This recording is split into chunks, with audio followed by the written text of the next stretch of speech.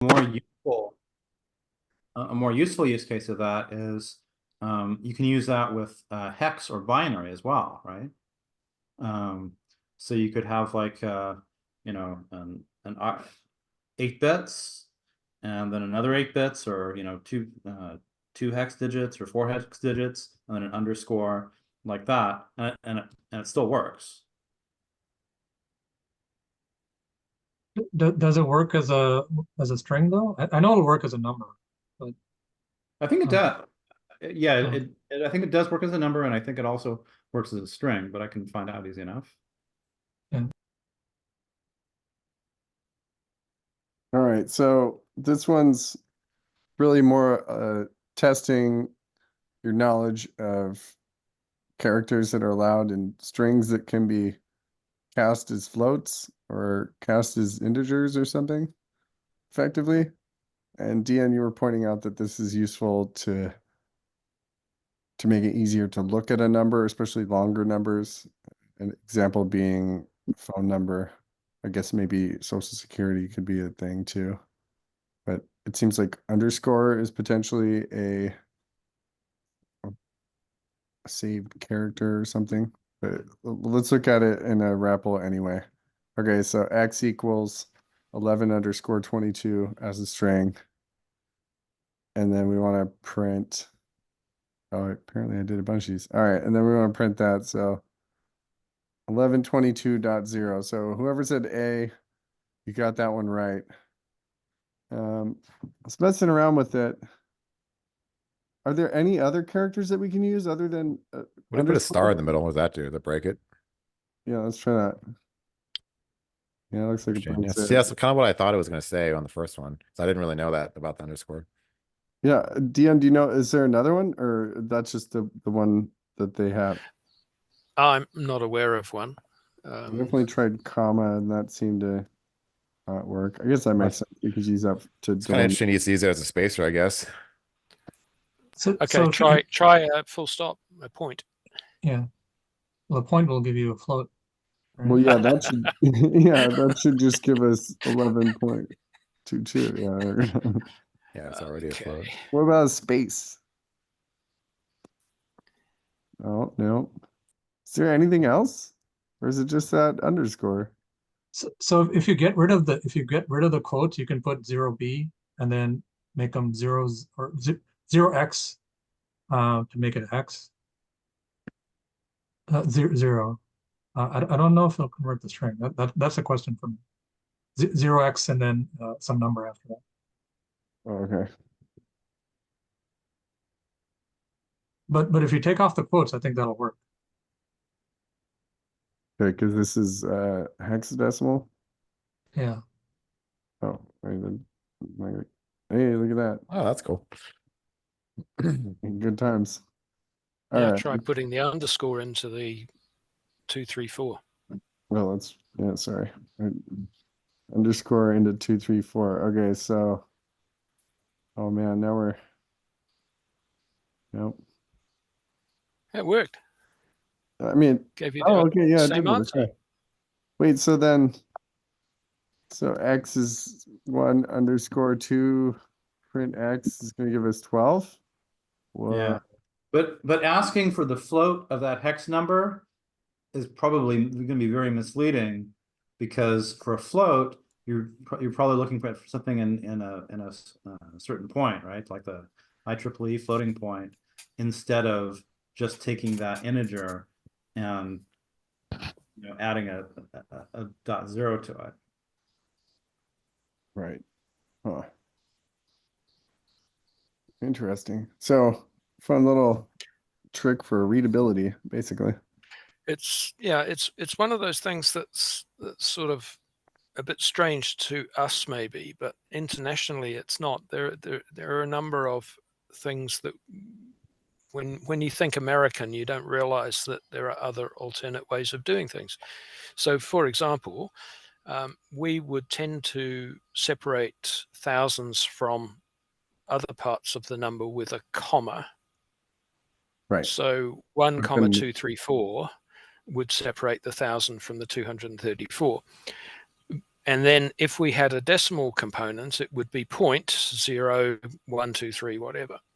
Whereas in Europe, that would be written as 1.123.00, comma 0123. All right, so the decimal point and the comma are reversed in some other European languages. Whereas the underscore obviously becomes a sort of a lingua franca that anyone can use it for any purpose that they like. It's something that's worth thinking about. There was a bit of a debate about names, for example, that we kind of expect everybody to have a given name and a family name, whereas there are cultures where some people only have one name, and then they get terribly hung up when they come to apply for a passport or a green card or something. And what was the other one? The other one is, we're used to dollars and cents. So there's 100 cents in a dollar, but there are currencies where there's 1,000 fils in a dinar, for example. So we do need to be a little bit careful sometimes when we're expressing some of these numbers. It's one of the problems with programming languages that we have this idea of expressing a value, which is a number, but we have no concept of attaching a unit to it. So, is it 23 yards or is it 23 meters? And that probably doesn't make much difference. But if you were comparing 23 meters with 23 inches, then it does make a difference. Right. But there's a Anyway, Python library for that, isn't there? Say again? I think there's a Python library for that. For attaching units to values. Yes, you're right. Can't remember what it's called though, Rob. That's the sort of thing that I asked ChatGPT when I forget. So the answer's just come back. It says you're cheating. Yeah. So I look at some of these YouTube channels from people in Europe, right? Like in Germany and in Italy. There's actually one it's a pretty good one called I think it's called Indently, by this guy in Italy. And so he's celebrating like that he's got 100,000 subscribers or something like that. And so it says 1.000.00. And you're going like, you're celebrating that you have one. Yeah, and that's one that catches out Indian people as well, because they in India they talk about thousands, but they talk about crore, and a crore is 100,000. So then they all put the comma between the million and the 100,000. So lots of ways of tripping each other up as we cross cultural boundaries. Gotta love it. All right. Well, it's always good food for thought. That was a good one. Thanks for all the color commentary there, Deanne. It's important to remember people do things differently. Welcome everyone. It's another SacPy, February 1st, 2024. It's Black History Month. Be cool. Speaking of cool people, Josh Miller got us started in February 1 year. I think it was 7 years ago. Hard to say. Anyway, thanks, Josh.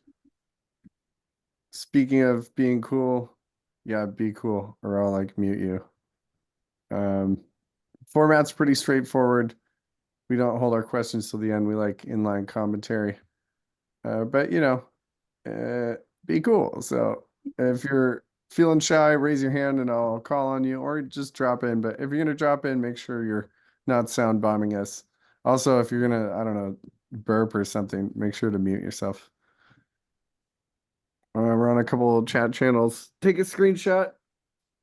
Get those QR codes. Sweet QR codes.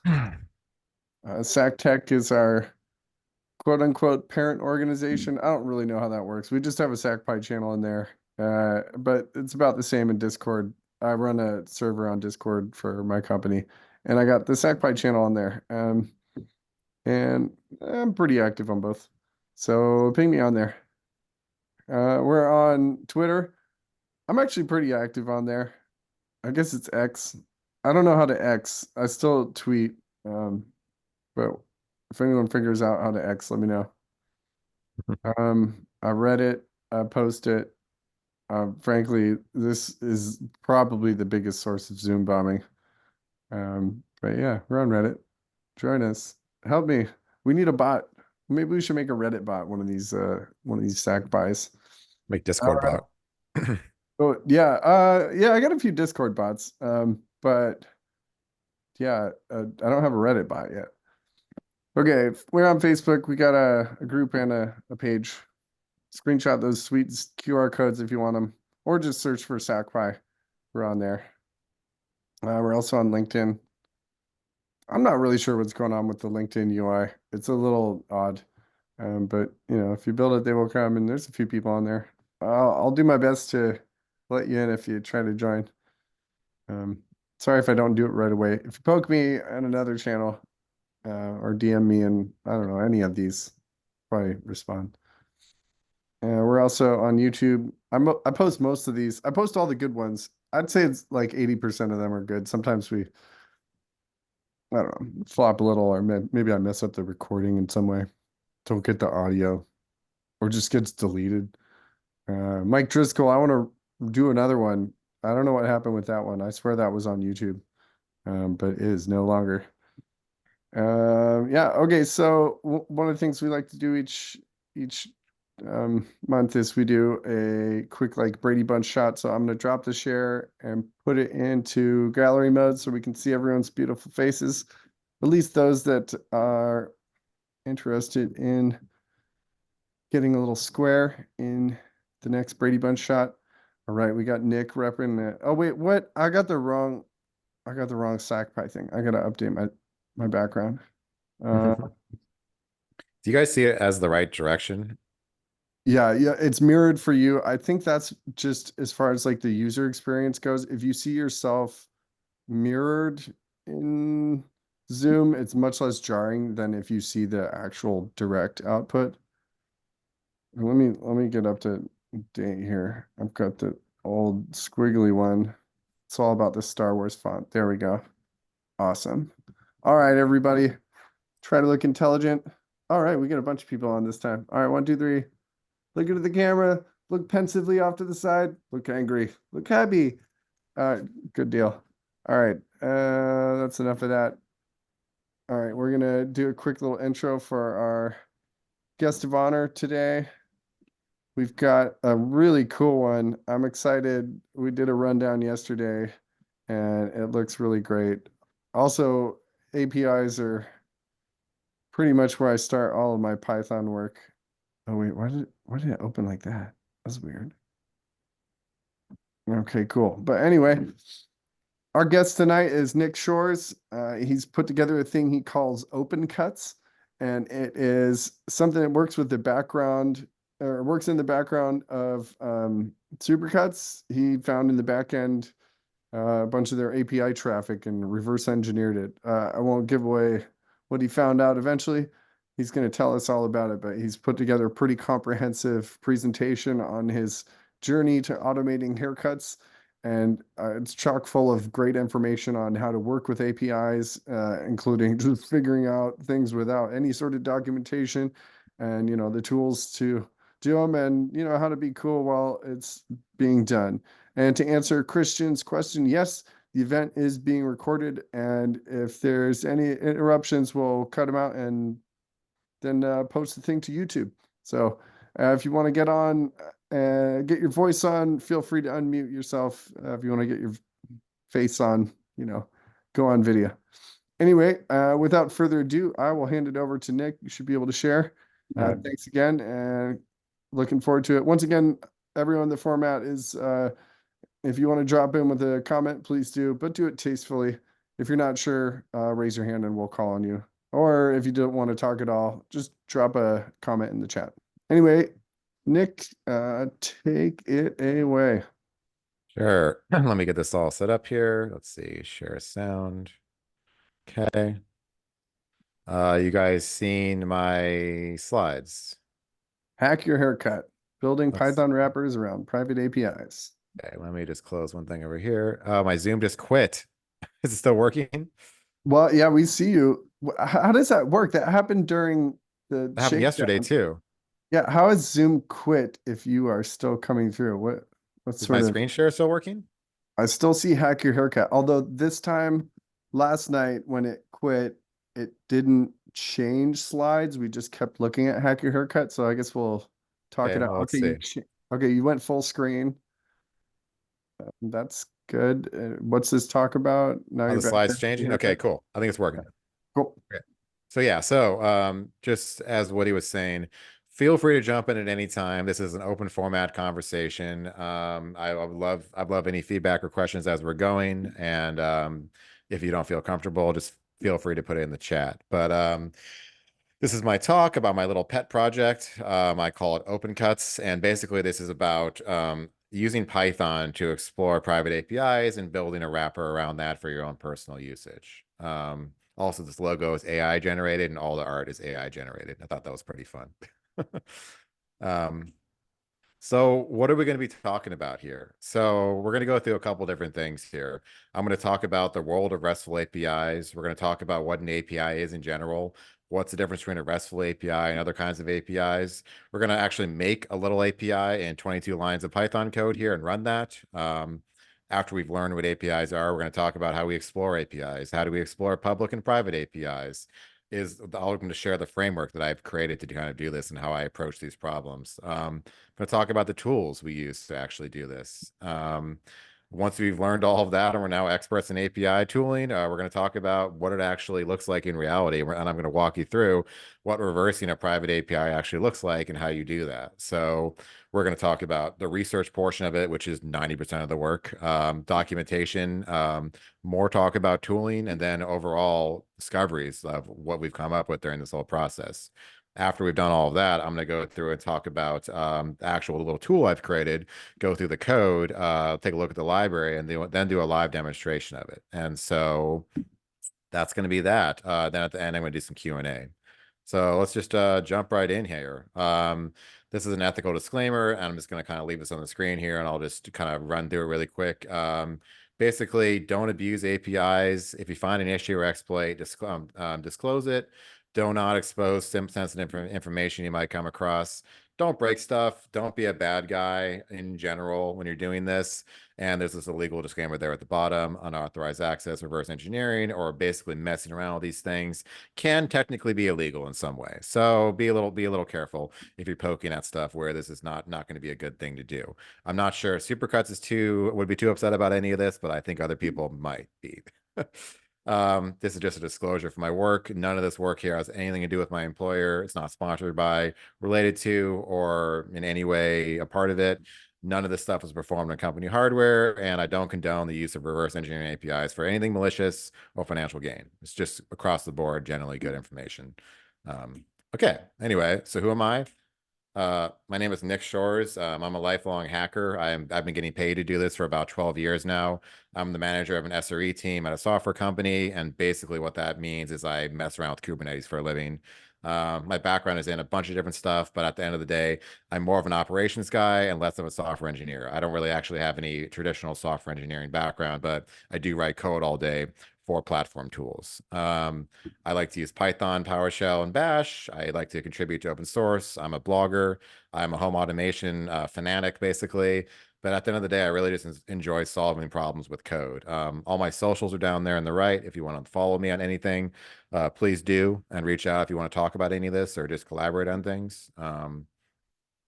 So what are we doing here? Why are we doing this? I've been reading this book recently called The Cathedral and the Bazaar, written by Eric S. Raymond, and he is a prolific Linux user from the 90s who wrote FetchMail, among other tools. And he had this quote in the book that I thought was really interesting and really relevant here. And it's the best hacks start out as personal solutions to the author's everyday problems. And they spread because the problem turns out to be typical for a large class of users. Or to solve an interesting problem, start by finding a problem that's interesting to you. And this is definitely a problem that I find interesting. But in other terms, I'm just lazy and I want robots to do the work for me here. So this is a great example of, one of these use cases from this great book that I read many years ago, Automate the Boring Stuff with Python. Ultimately, most of us are just pretty lazy, and that's how most of these tools spawn. It doesn't matter that it took me 80 hours to write the tool to save 5 minutes worth of work. It's part of the process. It's all about that. So it's all just for fun and learning. So I'm just going to take a quick poll here, and I need to open up the gallery view. I got a couple slides in here about what APIs are.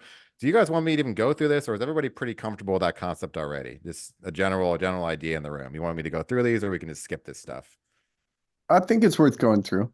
We Okay. get a lot of 101 people We'll just coming go through. through it. the I'm just channel. going to speed through it. So for anybody that doesn't know, an API stands for Application Programming Interface. And basically, it's a way for two programs to talk to each other. Two programs that don't share the same code. They need some way to talk, right? So we have to expose an interface. So for example, you can make some kind of delivery app. You can, make the next Uber or something, Uber Eats or something like that. And then you can use Google Maps, the Google Maps API, to do all the mapping pieces for you. So you don't have to build your own mapping platform. You just plug into somebody else.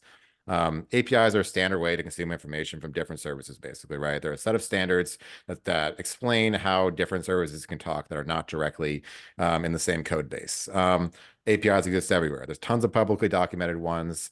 There are libraries for everything in every language you could possibly think of.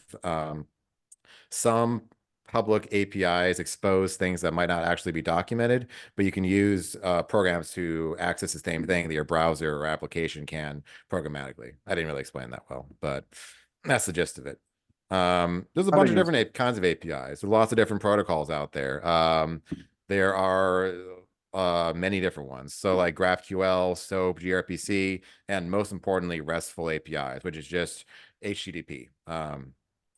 Those are the most common kinds of APIs you're going to run across. And really 99.9% of the time, we're going to be looking at RESTful APIs, which is just HTTP back and forth, all the HTTP verbs, and then just endpoints and parameters and posting data. That's all it really is. So from this point on, we're just talking about RESTful APIs. It's all going to be that. We're not going to really talk about anything else. That's really the main thing you're going to see nowadays. And gRPC probably, but Nick, go ahead. so is it correct to say that a RESTful API is always using HTTP, and if you're using HTTP, it's always RESTful? I would say it's arguable, but that's the standard as far as I know. Okay. So this is the way that I think of it, right? This is my research here. So RESTful APIs are defined by some common standards, and these standards are that we're going to use HTTP. We're going to use the common HTTP verbs to talk. So we're going to use get, put, post, everything else like that. We're going to say that this is the client server architecture, and by that I mean they operate completely independent of each other. The server and the client can be updated separately, and they are not connected at all. We're also going to say that RESTful APIs are stateless. So that means that every request from the client to the server has all the information needed to understand and process that request. Server doesn't store session state. Endpoints. A RESTful API is going to always have HTTP endpoints that expect a request. This might also include some data in the form of, JSON, or it could just be getting a URL and getting an endpoint with some parameters on that. Sometimes we're going to have authorization and other headers we also have to pass to make this all work. But in general, that's the way that I understand RESTful APIs. So feel free to correct me if I'm off base in any of this, but this I think is a pretty general idea of what this whole thing is. So RESTful APIs. There's a couple other options for REST. I think at least delete. Oh no, I didn't add all of them. That's just a couple. Yeah, but those are definitely the ones. Unless it's your own API, it's not Totally. likely you're going to get the option to delete stuff. Right. Those are the most common ones we're going to be looking at in general. So anyway, so I just put this together for fun, just for anybody who hasn't really seen this before. This is just a small Python application using Flask. And Flask is a Python web server, a micro web server framework. And so in 22 lines of code here, we have a RESTful API. So just by looking at this code, what do we think this does? It's a time server. It returns the current time, and it also accepts a parameter, right? The parameter is time zone, right? So it returns by default in UTC, but we can also specify a parameter in the form of a time zone. So just for fun, I just had that over here. We could just run this, So if I run this guy right here, We'll pull this up bigger. And then over here on the right, so if I just curl that endpoint here, I'm just going to get the time back. And so that's just the basic GET request on the time endpoint. And then I can also do things like specify the time zone, and it's going to actually give me something in my local time zone. That's a RESTful API in 22 lines of code. That's all it is. So I thought it was interesting to bring this up because it's a good idea to have a visual of what we're looking at in terms of what the backend might look like. So that's all it is. It's pretty straightforward. So when you're hitting anything, ultimately something like that is happening on the background. So let me go back to the slideshow here. Okay. Okay. Is it full screen for you guys? Yep, looking good. Cool. All right. So that's really, what APIs are. That's an example of a RESTful API. That's kind of the idea of like what we're going to be looking at. So how do we apply that knowledge now that we kind of know that? How do we start to even begin to actually explore some kind of API out there in the wild? So I've kind of come up with this framework that I've been using to do this, and these are kind of the steps that I use in general whenever I do this kind of thing. I plan this out. What am I trying to automate? What are we trying to programmatically interact with? What are we trying to script? Just write it down. Write down like what we're trying to do. Do some research. Is there a public API ready for this? Is there a public library for the interacting with this API? Does it exist in GitHub? Is it somewhere in Google? Does it exist in pip? Does something already exist to do this so we don't have to build our own kind of wrapper? If it does exist, read the documentation, obviously. And then I also think about, do I even need to actually interact with the API directly? Can I automate this in some different way? Does the software support it? Is there something native already there? Can I use browser automation, or should I use browser automation like Selenium or Beautiful Soup? Do I really have to actually talk to the API directly? Because if something doesn't already exist to wrap these functions, you got our work cut out for us. So let's assume that we actually want to look at something like this. How do we do this? So in general, the way that you accomplish this and how you get started is you start to capture traffic, right? So you have to see the requests going from your browser, and then we have to see the response coming from the server in some way. There's a lot of different ways to do this. There's a lot of different tools you can use to do this. In general, you just want to start with the dev tools in browsers. You can also use Wireshark. You can do Postman proxy. If you have to do SSL stripping and you have to do some like weird man-in-the-middle stuff, you do something like Fiddler or man-in-the-middle proxy. But the goal at the end of the day is just to get some samples of that traffic and start to see what we're hitting, what the headers look like, what we're getting back, what format the data is in, and what this actually looks like when we're sending some traffic. So after we have that, like once we actually have some traffic to look at, just a general like some notes for like how to like really do this and like how to start like looking at it after the fact. So once we have some traffic, we start going through and looking for interesting traffic, right? So what is interesting traffic? It's traffic that's generated repeatedly when we make a request. Say when we click a button on a web page, or when we refresh something, or when we send a command somewhere, or when we do some particular flow. If we start to see the same endpoints being hit with the same parameters, then we know we're onto something, right? So, once you start kind of having that, you can kind of like work down this list here. I'm not going to really go down the whole thing, but you start thinking about, what are my endpoints being hit? Is this talking JSON or something else? What are the headers like looking like? Is rate limiting a problem? Is authorization needed? Are there bearer tokens involved? Is some kind of other authentication scheme happening here? Are they just static API keys? Maybe. If it's a GET request, what are the parameters being passed? If it's a POST request, what data is being sent? And most importantly, at the bottom of all of this, can we replay the traffic or generate our own? Because if we can't for some reason, then we're basically SOL.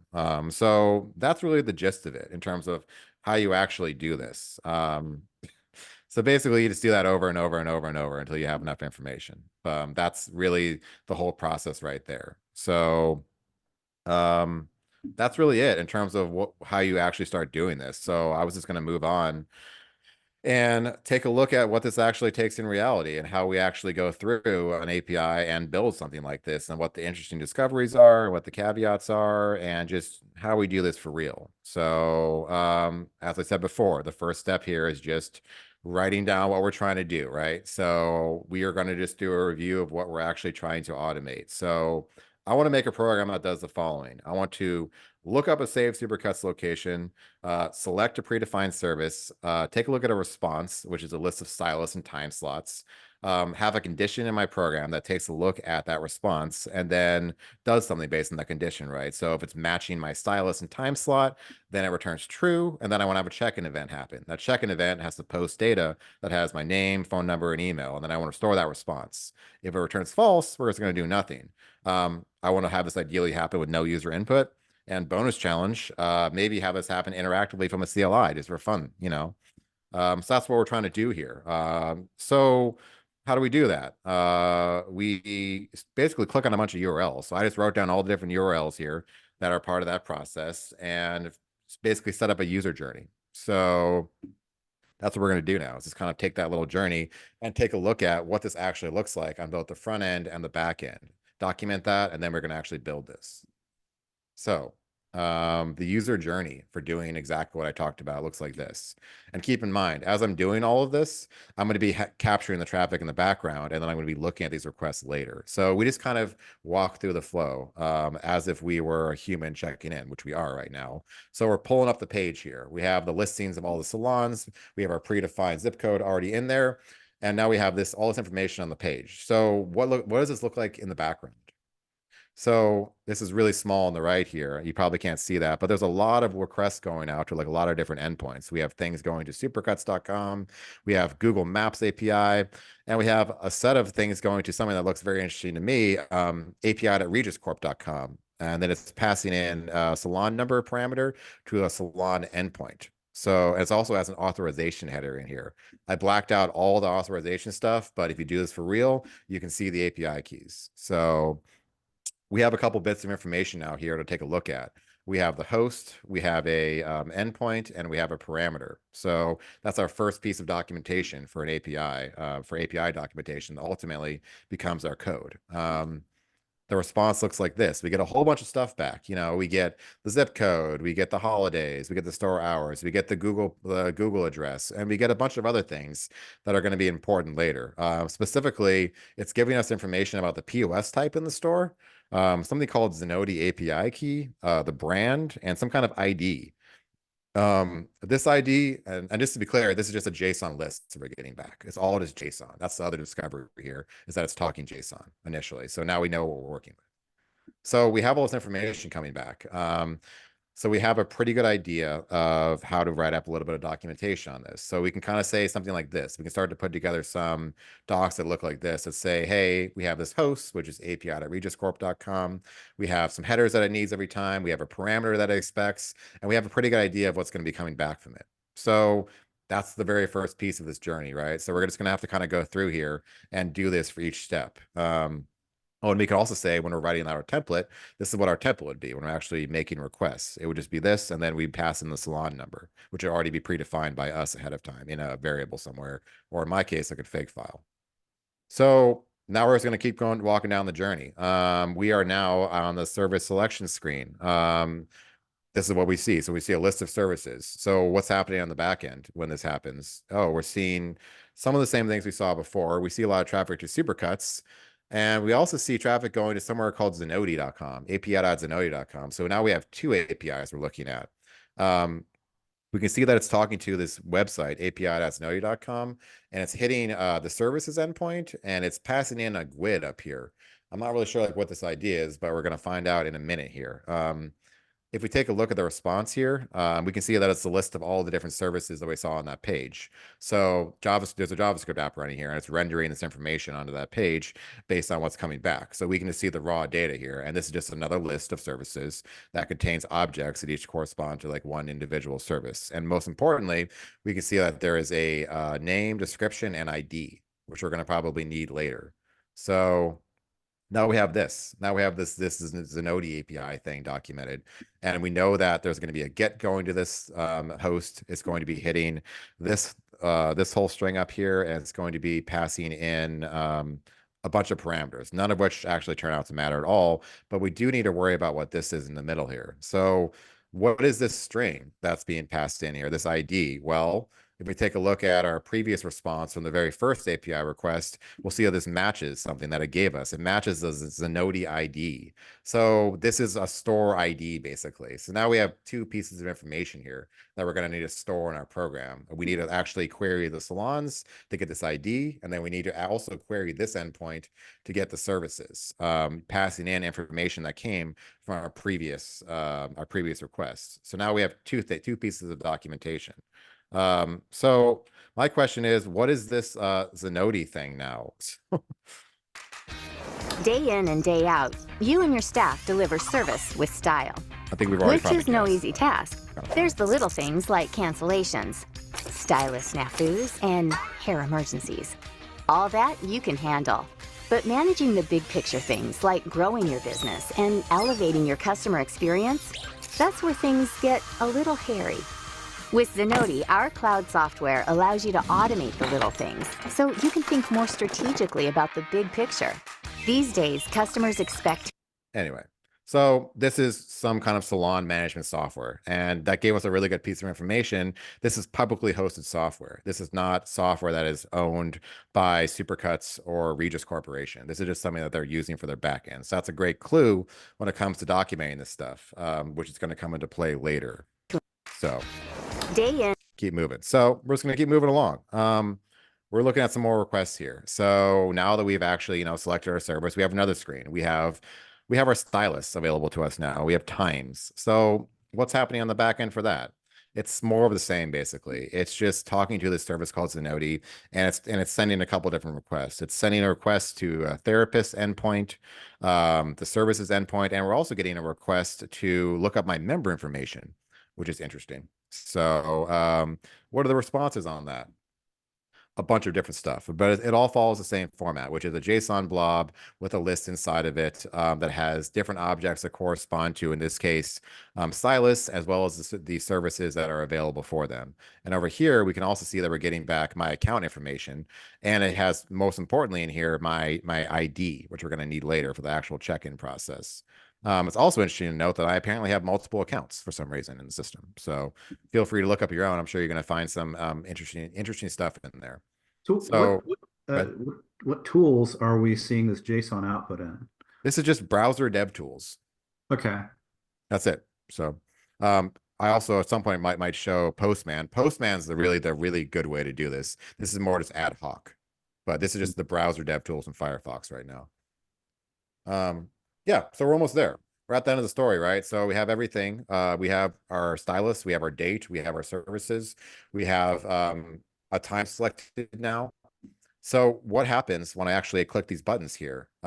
Basically, there's 3 requests happening here on the back end.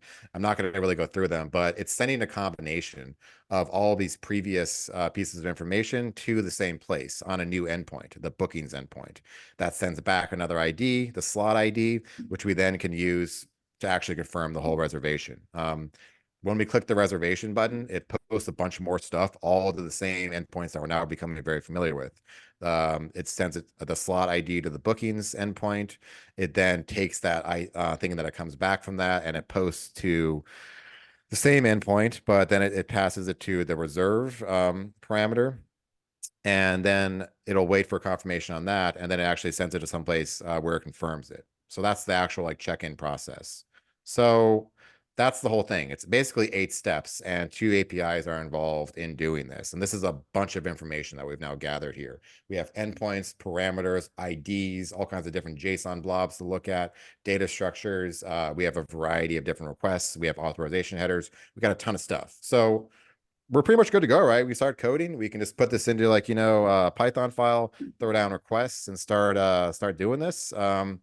Turns out no. So when I was looking at this, I was clicking around and taking a look at some different salons here, and it's not all the same. I thought I had it figured out, and I thought I had this whole process documented, but it turns out some of these salons are using a different process, and this is actually where it gets really interesting. If I look at a different location here, we've already become kind of familiar with the flow before, right? We're looking for things going to Zenoti.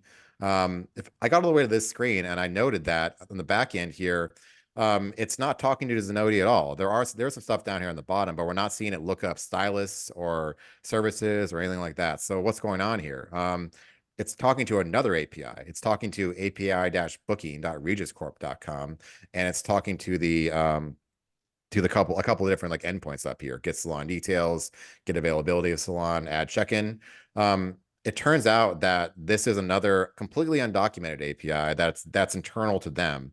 And as far as I can tell, this is a service they're running that sits in front of that salon management software. And it basically does all these steps that we looked at before, those 8 steps in our browser for you. So this is actually pretty cool because instead of running those 8 steps and those 8 different like API calls we have to make, if I hit this API, we only have to make 2 calls. But it's totally undocumented, which makes it a little bit harder. So just looking at how this works, if we post to one of their endpoints here about looking for information about the stylists and the services, you just give it a date, your service ID, and your salon ID, and the site ID, which is static and doesn't change, and then just gives us a blob back that has a bunch of objects in it. That's a combination of times and stylists and like if they're available or not. It's pretty cool because it gives us all that in one response. Well, where before we had to do multiple calls to get the same information. Same thing here on the check-in side. The check-in is just a post request with a bunch of very easy to understand information. So that's kind of how that other API seems to work here. So that was a lot of stuff. At the end of the day, what do we actually do with all of this information here? I'm not going to go through this, but you should write this up when you're doing this. I basically write pseudocode here, and I say this is the flow to, like, accomplish my task, which is to check in for a booking. It takes all the information that we talked about before and kind of puts it into a human readable format. Same thing here. I made a whole diagram of how actually the whole check-in process works using that first method that they're using, which is talking directly to their salon management software. It's 8 different steps. It's quite involved. So it's really nice to draw these kinds of things up to have a wireframe when you're building everything. So if anybody cares, this is the SuperCuts login check-in process. I think potentially their legacy process. We also have this. We have a bunch of endpoints, and this all can be put into Postman in the same format. We have all these endpoints that we've now discovered when we've been doing this. We have stuff for bookings, stuff for looking up different centers, salon information endpoints, different places we can check in, endpoints for past bookings, all kinds of stuff. So you just write all this stuff down, and we just have all this available to actually now start building classes and methods with this information. Some fun discoveries about this. So that's the Node API that we were talking about this whole time. Turns out it's got documentation. So I didn't follow my own advice here, which was take a look for documentation if something already exists publicly rather than reverse engineering. There is excellent documentation available that describes all those things that I made those fancy diagrams for in great detail. I thought that was just kind of funny. Nice. Forgot to RTO. There's a bunch of other stuff that we learned too besides that. So we know there's now multiple APIs in play. There are 2 private ones and 1 public one. We also know that they are tracking this. So if we take a look at the responses on the initial endpoint, we see that there's something that's returned called POS type, and the POS type corresponds to the check-in process. So now we understand what to do with that information here. It kind of makes life easier and like harder, right? Because now we have to make 2 different flows, but one of them is significantly easier than the other one. So it's kind of a double-edged sword here. Another piece of food for thought. Are they moving towards this method of having a middleware service, or are they moving away from it? I don't really know, because it's obviously much more inefficient to have 8 calls versus 2 calls, but then they're running the server that sits in the middle that just does that. So I don't really know. What else? They're using static API keys that are hard-coded on the website. I'll just leave it at that. Each brand is using the same combination of backends. So if you click around all the different brands, you're going to find out this actually works for all of them. And also, whenever you check into a Regis Corp, which is the brand owner of all these guys' location, there's an account created for you in the backend, whether you like it or not, and it's there forever. So I didn't really know that, but I should have known, I guess. And these are all the brands. So what we're talking about here actually applies to all the brands. So that's why it's kind of turned into, this is why they went from like a personal script pet project to maybe I just try to apply it to more things, because it can apply to all these guys. So why not, So I was going to kind of go through just really quickly and just kind of show like a little sneak peek of this process, and kind of talk about how to actually put this stuff into code before I go into the code, because I think it's kind of interesting. So just really quickly here, I just kind of wanted to show how you do this, like like a live demo here. So I'm just gonna pop open the dev tools here by hitting F12, and you can still see my screen, right? Yeah, you got a couple Okay. windows open. Okay, so I'm just gonna run this guy, and I'm just gonna go to like supercuts.com. So once we do this, we'll see that we're getting a bunch of information in our window right here, and we can filter this by looking for like all the GET requests. We can get a bunch of information if we click on this guy, in terms of what's going to be sent and what's going to be coming back. You can just click on this guy. You can see the headers, you can see the request, and you can see the response. Which actually is nothing on this guy here. I probably need to actually look for something here. So if I just continue to do this.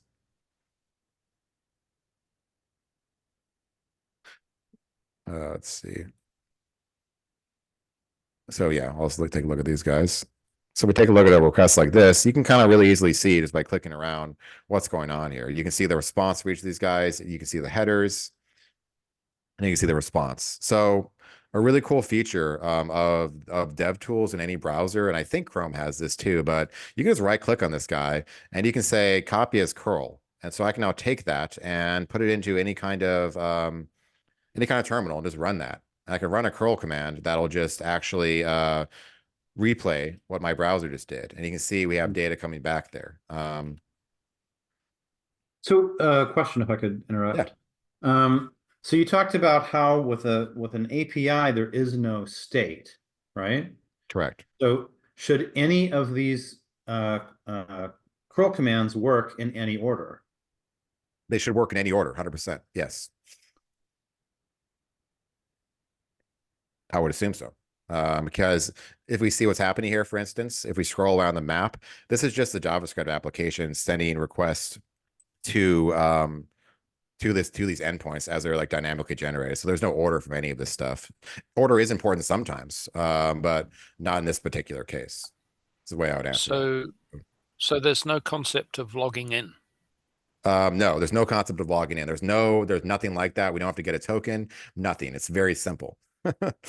So and sometimes you do have to do that, and that's when you'd pass in like an authorization header, right? So, and that is happening here, but it's all statically generated. So there's no concept of checking into a service and getting a token and then passing that token. But doesn't that imply that if you work out the API to make an appointment to go to a salon, that I could make an appointment for you and you can make an appointment for me, which may not work very well? Well, I'm going to say no comment on that one, but yes. Yeah, and we're back to that comment about a fixed set of API keys. Yeah. Yes, so I'm just going to leave it at that. Very poor. Yes. So, we didn't hear a thing. Cookies don't come into this? What's that? Cookies don't come into this? There are no cookies in play here. No. Anyway, so just to continue this a little bit, I was just continuing to show the tools here. So if you have a curl command, I don't know if you guys have already seen this, but this is a great site, curlconverter.com. You can just paste a curl command in here, and you now have a request that you can just throw right into Python, and you can start hacking with that. So this is a really easy way to get started. So just looking at the traffic, getting a curl command, playing with our curl command, and then using this to throw it right into Python is a very quick way to get started on this kind of thing. So using Postman too also helps this process along, but I don't really know if we have time to go into Postman. So I just kind of wanted to show the process, because this is how I started the whole thing, was just doing this and clicking around and playing with curl commands and seeing what I could get back. So outside of that, let's see. So now let's actually get to the good stuff here. I'm probably going to just actually do this after. I just kind of like wanted to play a video. So ultimately, I made a tool, right? Using all this information, I made a CLI tool, which was actually the opposite of what I was trying to do at the very beginning. I wrote a library, and then I wrote a CLI tool that uses that library. So here's a demo that kind of incorporates everything that we've been talking about.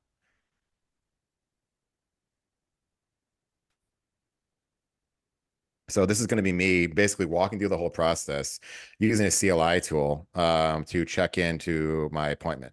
So right here, we can view the store services, store stylus by just pressing a button, and it's going to make that API call in the background. Let this continue to run. We can see the different store services. I basically mirrored all the functionality that's on the website with this little tool. Here, I'm actually checking in. So this is the entire check-in process right there that we went through. I just missed it, but it did in fact check me in. I can view my active appointments here. I need to fix that output, but you can see that I have an appointment that's able to look up with my member information. And then it's going to go walk through and cancel the appointment once I hit number 3 in here. So this is all using all the knowledge that we previously learned just by clicking around their website, looking at the different endpoints, and taking a look at the different places that we're hitting. This is the second flow I wanted to show you guys. It's the same thing. Remember what we talked about earlier, where half of these stores are using one flow, half of them are using the other. You can see that I'm up here. I'm detecting that it's a super salon type, which uses a different flow. So it's going to so in the background, it's calling different APIs here. So that's kind of the whole fruit of the labor. Let's let this continue to run. You can see that I'm able to choose a stylist here, choose my time slot, and then I have confirmation on this one. And then I actually have it parsing the output when it comes back. So you can see that we have a 200, okay, and I'm checked in, and that's my check-in ID.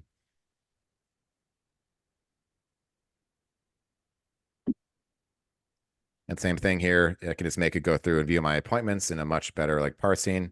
And then I can also cancel the appointment. So, as you can see, it checked me in and it canceled me. So that was the fruit of many, many, many hours of labor for no apparent reason. But I got the robot to schedule my haircut for me. So, lessons learned here. Scope creep is real. As I was talking about, I just wanted a script to check me in for a haircut every 2 weeks, and I ended up going down this crazy deep dive of how Regis Corp structures their APIs and learning all of this information about random salon software. Always check for public documentation before reverse engineering. Don't do what I did and reverse engineer their entire API before understanding that documentation already exists. Be meticulous in your documentation. Do not hammer APIs. It's bad. Don't send more requests than needed. People don't like that, especially if you do things at weird hours or in weird ways or send them weird information. So try to minimize the amount of requests you're sending them. And then, sometimes the tool you end up creating has nothing to do with my original tool that I actually wanted to make in the first place. So, just enjoy the process. That's pretty much it. If you guys wanted to, I was also just going to look at the code a little bit here, but ultimately it's very, very straightforward. It's just a class that's about 500 lines in here. And my class is made up of basically all those different things we talked about. So we have a very small method in here that gets salon information and basically just mirrors all those requests that we were seeing our browser making. We're seeing it send requests to get salon details and then the Regis API. And it's kind of the same thing over and over. So the actual code is very, very straightforward. I'm not doing anything crazy. I'm just using the request API. There was no real issues in here in terms of figuring any of the stuff out besides reverse engineering some of the data structures it needed for that big gnarly post request for the api-booking.regiscorp.com. Outside of that, I also have a little CLI that I built here, and this whole CLI actually mirrors that flow that we were talking about. So ultimately, this CLI flow mirrors that user journey. So that's why I always say on this stuff, it's 99.9% documentation and 1% coding, so because you're just basically writing out all the information that we found out. So I linked this in the chat there, so you can go ahead and go in and take a look at this. You can run this. If you want to do this, you need to get API keys from your browser. I'm not going to put it in there, even though they're static. So you can go ahead and use this. You can easily just use this as a small library, import it, and then start hammering on stuff. Because remember, the original goal of this was actually to do this without any kind of user intervention. And I actually went and did the exact opposite. So, but I made it generic. I made it generic so that anybody can use this in any way you want. And I also found out that, it works on all these different salons. And it also great. And I was looking at Great Clips, and they do the same thing. So I was going to probably at some point just go in there and reverse engineer Great Clips and do this and add that as a salon you can work with this library. So that's the presentation. That's what I've been working on the past couple weeks for fun.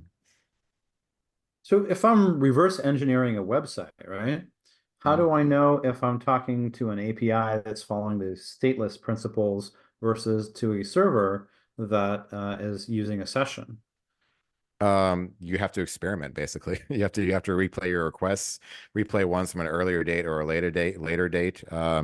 Just experiment because you're talking to a black box, right? So we don't really actually know like what we're talking to.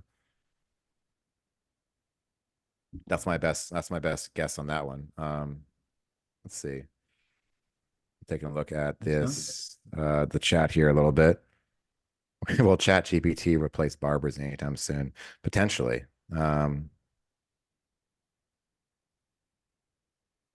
Yeah, so Regis Corp owns SuperCuts. Regis Corp owns SuperCuts and a bunch of other brands here. Zenoti is software they're just using for this, but they also appear to have two intermediary APIs that talk. What I'm assuming to is still Zenoti on the background because it all seems to fit together that way.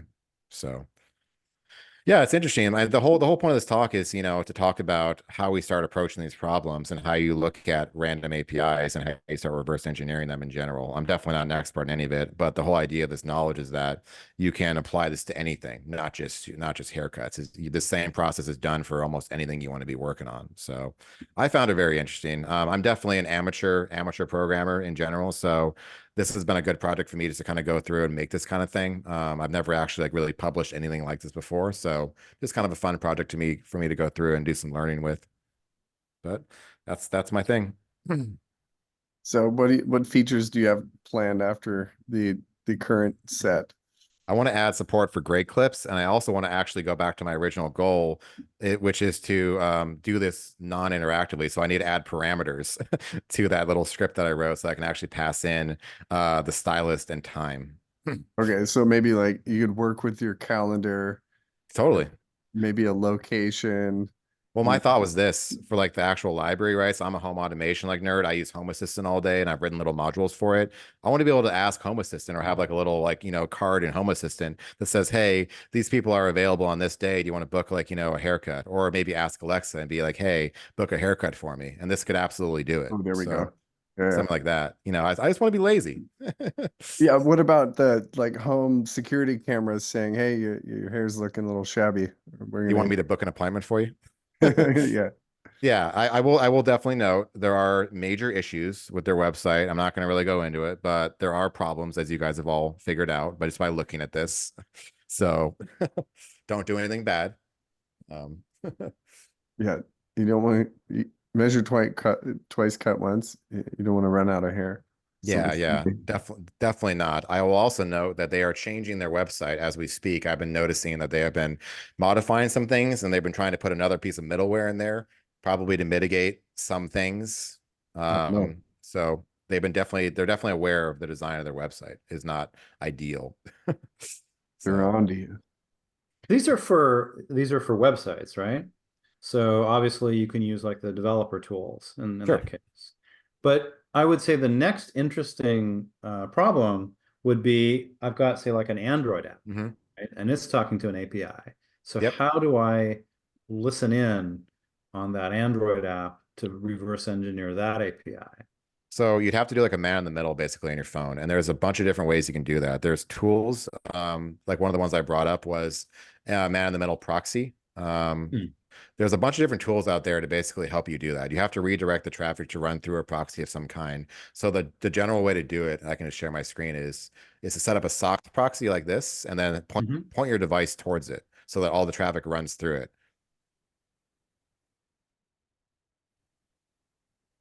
Oop. Okay. MITM proxy. Yeah. Okay, so you have to point the mobile device at the proxy, and then that way the proxy can monitor the traffic. Yeah, the other thing you have to think about too when you do that is SSL. You have to think about stripping SSL potentially when you do that. Since you don't have access to the original device and the original private key anymore, you then also have to do SSL decryption.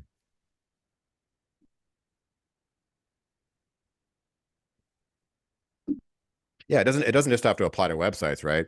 APIs can exist on anything. So for instance, in my house, I have these smart fans and they have a little hub, and there's a Mhm. RESTful API sitting on that hub that's used to like send commands to these over RF to my fans. So that's another good idea in terms of like reverse engineering stuff and when you'd use this. It's not just going to be websites.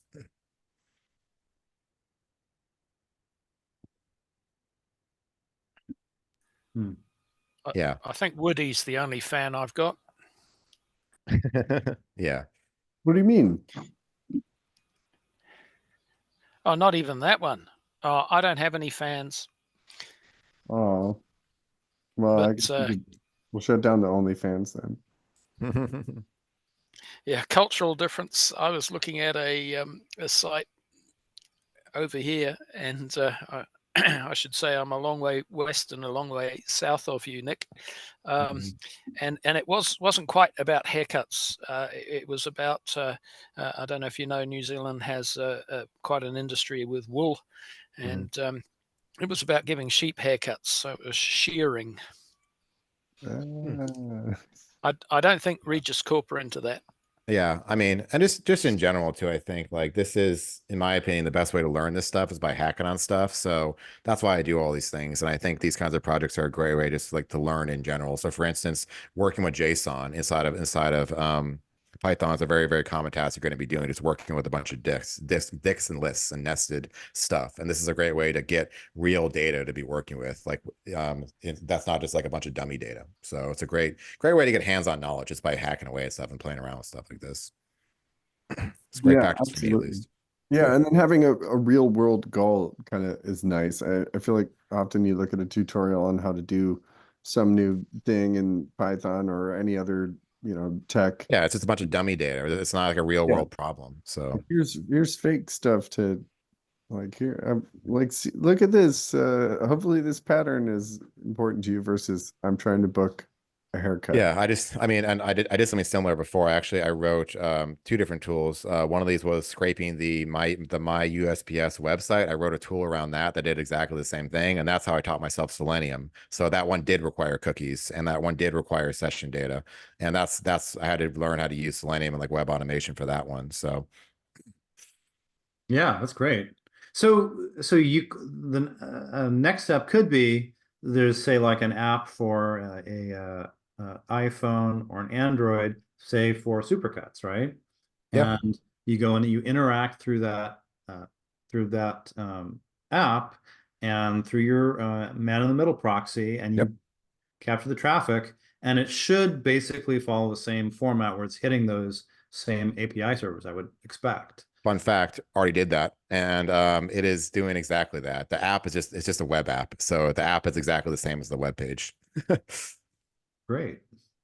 Yeah, it's exactly the same process. It gets way more complicated if you're doing devices like that, like where you have to like proxy things and all that.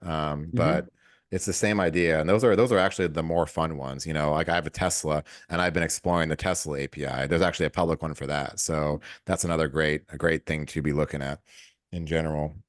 So yeah, it's just a fun way to really get in there. And the other cool thing is that, I didn't have to use anything at all, like outside of the standard library, besides requests. That's it. Everything, all the rest of the stuff is built into Python, to do this kind of stuff. So you don't need to do anything special. The hardest part is just the documentation, figuring out how the stuff is all fits together, what it's talking to, what I need to store, and how I actually execute that flow, right? So that's the hardest part of the entire thing. So yeah, I'm not really sure I'd want to use the CLI to check in for haircuts, but that's what I ended up with.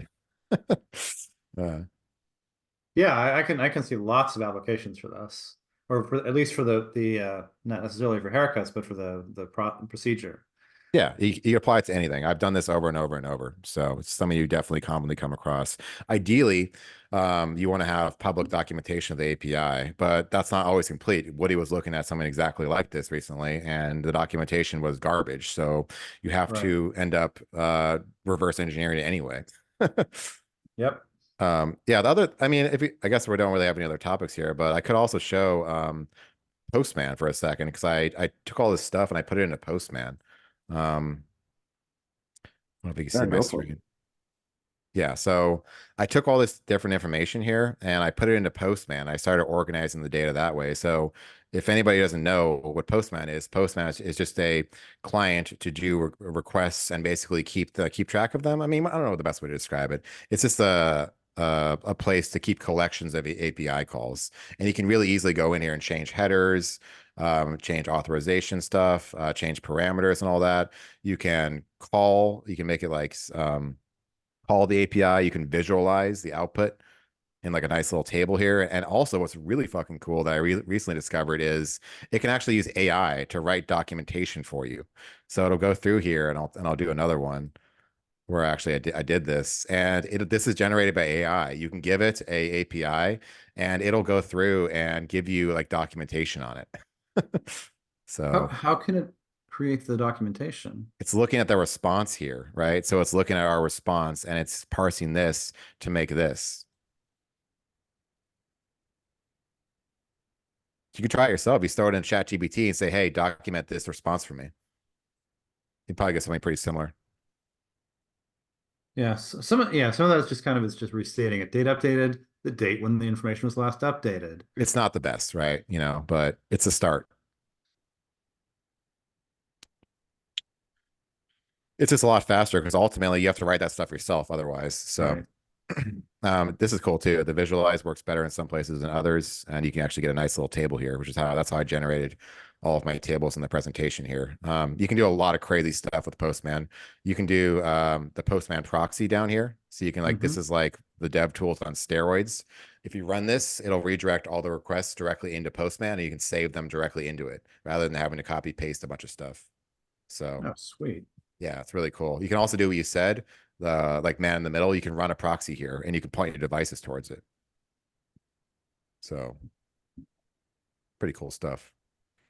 But yeah, if you want to get serious about this stuff, Postman's the way to do it. Like, don't do what I did and just throw everything inside of OneNote and then put it in Postman later. Start with Postman. So Nick, to get your the list of GET requests, yeah, where you were putting your collections in, what did you do? You went into the browser and asked like, where is the nearest, I don't know, SuperCuts, and then you would watch the traffic that came in. exactly. Or that, so you would ask different questions, and then those whatever the browser or Postman would bring back, those you would just grab the. Yep, right here. See, so there's a cool feature. So if I do copy as curl, if I copy that, I can go into Postman and I can right click in here and I can import. I can import that, and it's going to just make it for me. So that's how you drop stuff really easily into Postman. You just watch it in the browser there, and then just paste it directly in. So you can also use the Postman proxy, which will put the stuff directly into Postman right off the bat. So to answer your question, yes, you just click around and you grab stuff that looks relevant. Gotcha. Is there a reason why you're using the web tools in the browser as opposed to your man-in-the-middle tool that you mentioned a while ago? Wouldn't it be It's just just as ease of easy use. or even easier? Or It's just ease of use. It's just when you first start, you just start doing this because you got to fire up a bunch of tools. Otherwise, it's just being lazy. If I'm being real serious about it, I'll just do everything from Postman. So it's just ease of use because every browser has this built in, and whenever you like want to find something, it's as easy as just going in here and just firing it up and then taking a look at it. And it's pretty nice. You can do filtering on here. It supports regex. It supports a bunch of different like ways to like look at the data and visualize it. It's just a really fast tool just to start the initial digging. So you broke it onto a separate window. yeah.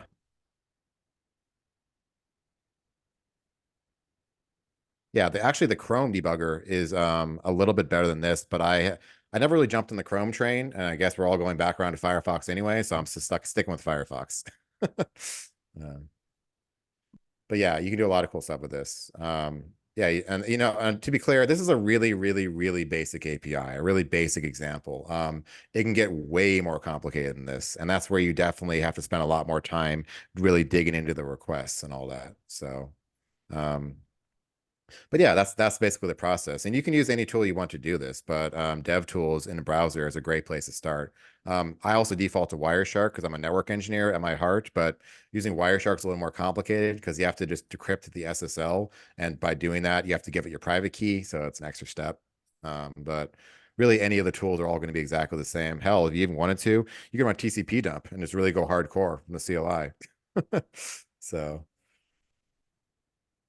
Well, very cool. That's Yeah, an that's amazing. that's an awesome Yeah. presentation.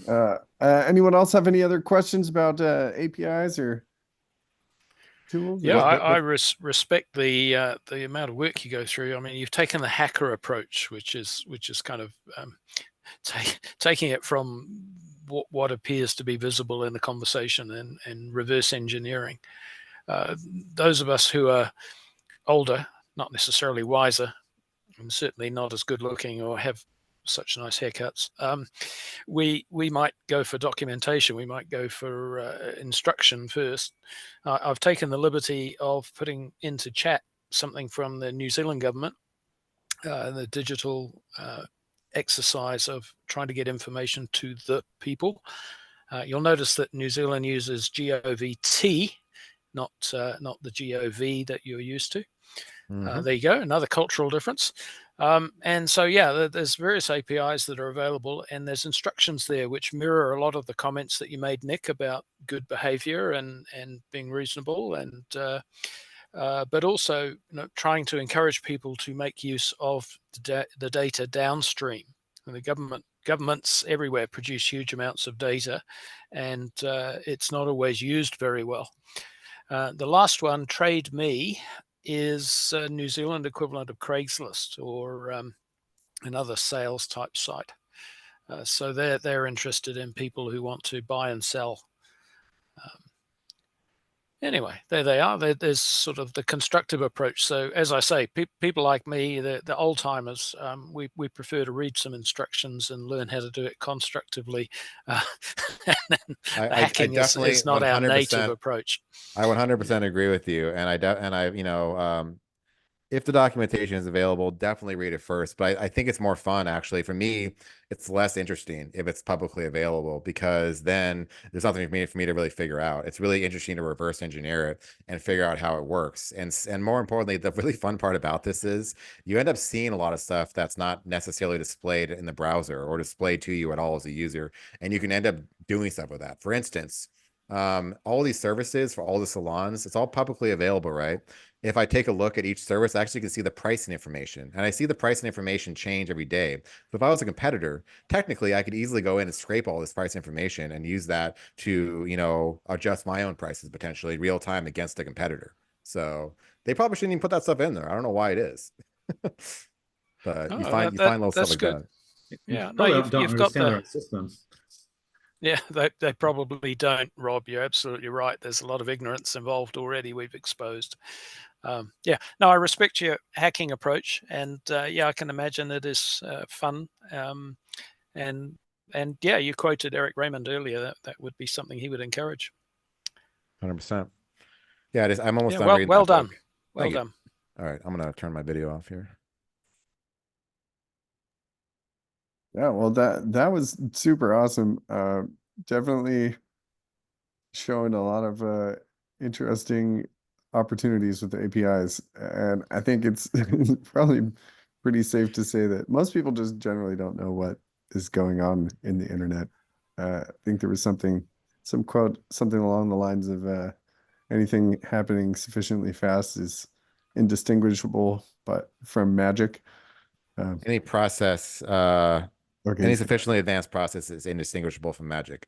yeah, So exactly. it's To the basically enemy. magic, but at the end of the day, it's not magic at all. And it's all very, very, very easy to understand once you actually understand it. I mean, I work for a company that writes services all day long in Python and Go and stuff like that. And they're all microservices and they're all exactly like this, right? So you kind of have to already have an idea of what this looks like in the back end. That's why I wanted to show the Flask application to be able to do this at all. Because as far as we know, we're hitting black boxes. We don't know what's back there. So we don't know like what it's returning. So if we have an idea of the architecture behind it, then it helps you with this whole thing. But that's just experience.